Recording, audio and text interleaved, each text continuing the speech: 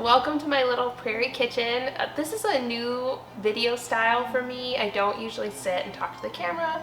It feels very unnatural, but I'm gonna try to get through it because I've really been wanting to make my own cooking show for the longest time, and it's so difficult to kind of know where to get started or what exactly I want to do. Because one, I'm not super comfortable with talking in front of the camera, and two, I just want to make sure that I don't necessarily like ruin the aesthetic of the videos that we already make on a lot of our other social channels. We've always kind of done this more like artful way of video making, and this feels very commercialized to me. But again, I don't want to let that hinder me from making a cooking show that I think could still be really beautiful, but also I could still talk to you about it and you could get kind of a more in-depth look at what we're making and hear more of my thought process behind the dishes and the history and what inspired us to make them. So today I want to make an edible floral compound butter. This is something that was very popular in the Victorian era. In May and June, we did Victorian inspired foods, inspired by L.M. Montgomery's Anne of Green Gables series. And these were also inspired by Victorian picnicking. Every month we set a theme for our blog and our social media content. Then that also goes along with our Patreon. For $3 a month, we offer a little mini ebook, which usually has 5 to 6 recipes in it that all go around a central theme. And then we also share an exclusive video, blog posts. You can get access to all of our digital printables like pantry labels and things like that. And you get access to all of our ebooks all the time. And then those ebooks are also available for sale on our website if you don't want to join Patreon. This recipe is inspired by some of the research that I did while looking into those Victorian picnicking recipes. During the Victorian era, it was very popular to go picnicking. It was the Industrial Revolution, so cities were becoming more and more crowded, and it was really popular for upper class citizens to go picnicking, but also middle class and lower class citizens to find a place either in their city or out in the countryside where they could go and enjoy a meal in fresh air, look at nature, spend time with their friends and loved ones. Special picnic groves that were built. The picnic table was invented around this time. There were some cookbooks from the time period that highlighted some picnic options to bring with. That would have been Mrs. Beeton. Fanny Farmer cookbook has some picnicking ideas in it.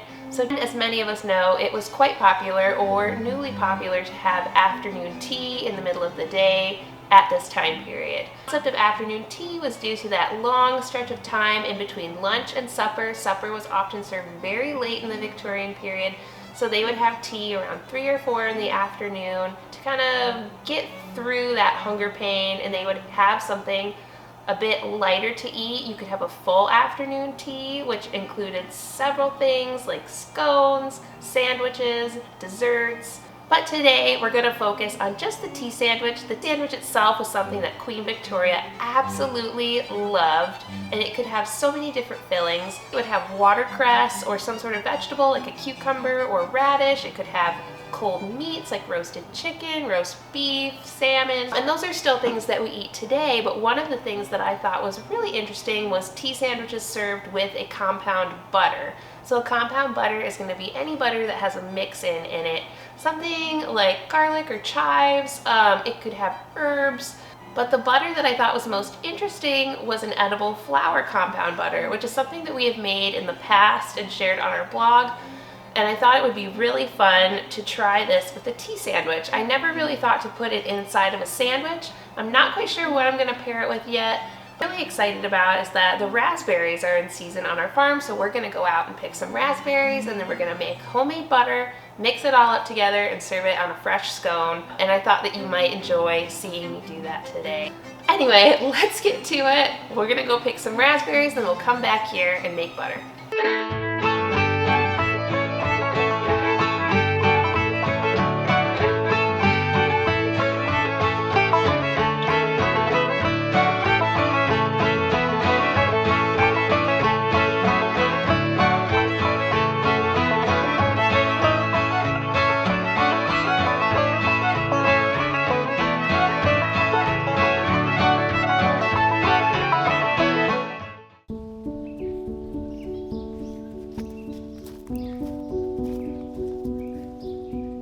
transplanted these raspberry bushes last summer, and this year they are full and bushy and ripe with berries. Raspberries have always been a summer favorite, but I love them more than any other perennial fruit that we grow because we get another set of fresh berries in the fall as well.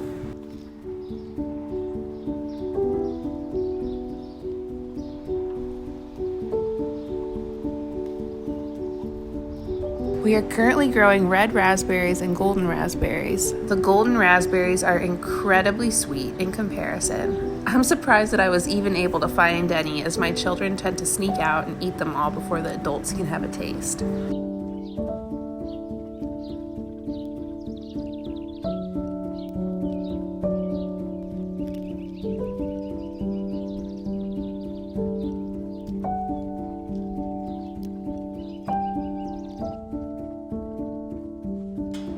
To make butter, you'll first need some sort of device to churn it in. I prefer using an electric standing mixer with a whisk attachment. I have also churned in the type with a glass jar and a paddle, and shaken butter by hand in a jar with a lid. Both of these methods are fine, but this is much faster. It takes about 15 to 20 minutes for the cream to turn into yellow, delicious butter. As your cream churns, you might begin to feel like you're doing something wrong. It will first turn to whipped cream, and then it will begin to separate and look a bit milky, and then it will altogether lose its shape and look like murky cream water. After this change, it will separate into the butter solids and buttermilk. When your butter has been made, you will gather it all together and squeeze out as much of the buttermilk as you can. Then the butter is placed into a bowl of ice water. This will help draw out as much of the buttermilk as possible so that the butter will last longer.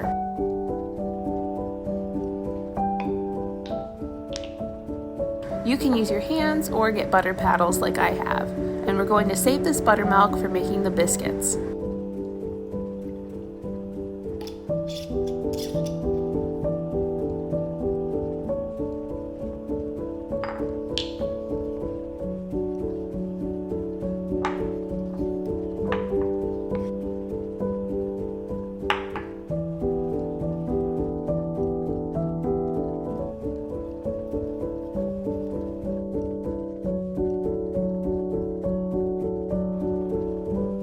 While the butter chills, I'm going to mash up some raspberries and rose petals that I gathered. I didn't really measure anything out, but in the end I needed about 3 tablespoons of berries and maybe 10 to 15 rose petals for this amount of butter.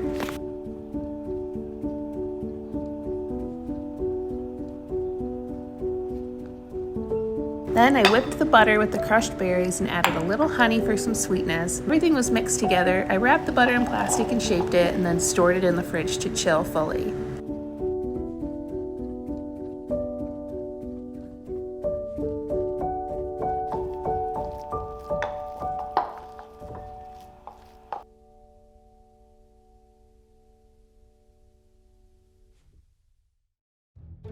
Okay, so we're back for day 2. Yesterday I made the raspberry rose compound butter and I put it into the fridge overnight so that it could solidify. And then today I thought I would make some biscuits with the leftover buttermilk that we got from making the butter. Okay, let's go and make some biscuits. To make these biscuits, you'll need 2.5 cups all-purpose flour, 2 teaspoons of baking powder, a half teaspoon of baking soda, and a half teaspoon of salt. To that, you'll add a half cup of cold butter cut into cubes. The butter is cut in with a pastry blender or a fork would work, or even your fingers. You want a crumbly texture about the size of a pea. Then we will use 1 cup of buttermilk to bring the dough together. The dough is folded over itself about 7 to 8 times, and this is what creates those flaky layers.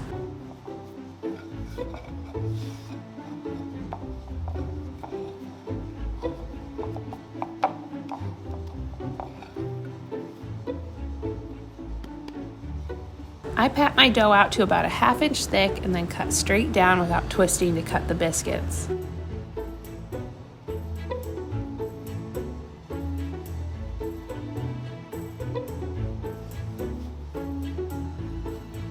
The biscuits are baked at 425 degrees Fahrenheit for about 20 minutes or until golden brown on top.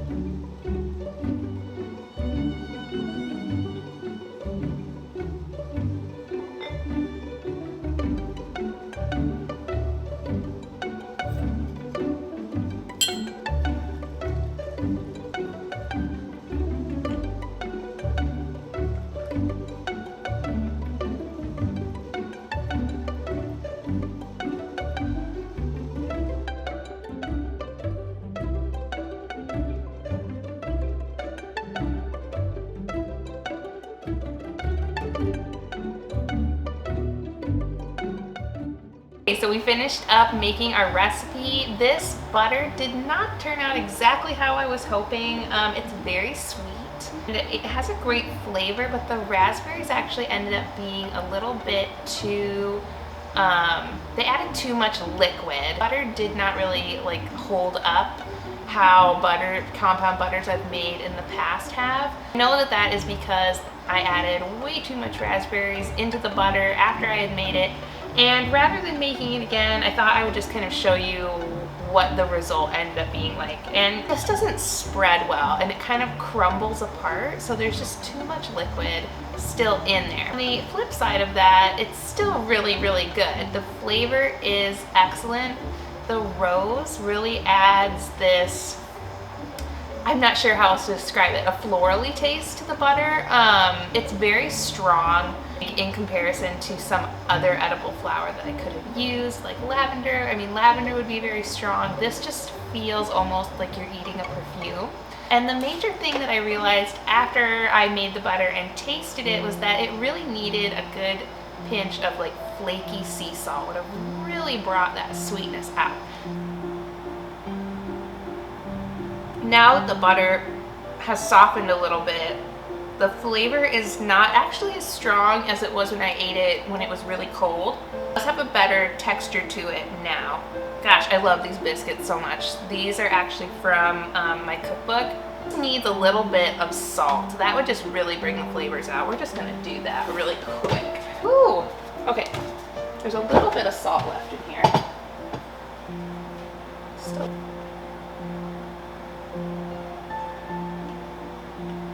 So much better. This will be altered to fit on our blog recipe that will accompany this video. Altering the recipe on our blog, but again, I thought I would just show you not every recipe is absolutely perfect in my kitchen. I can see how this would have been sort of romanticized in the Victorian era. It would have been a way to be very creative with the foods that they were making for picnicking. Imagine bringing this butter to a picnic myself and having it go over very well as something unique. I decided to pair this little scone with my raspberry rose compound butter with some rose tea. That was a lot of rose in there, so I decided to balance that out with a little bit of English breakfast tea. You could also use oolong tea. I think it turned out really great. I hope you enjoyed watching and learning more a little bit about Victorian picnicking, compound butters, and using edible flowers. Let me know what you think we should make next time, and I will see you in the next video. Bye!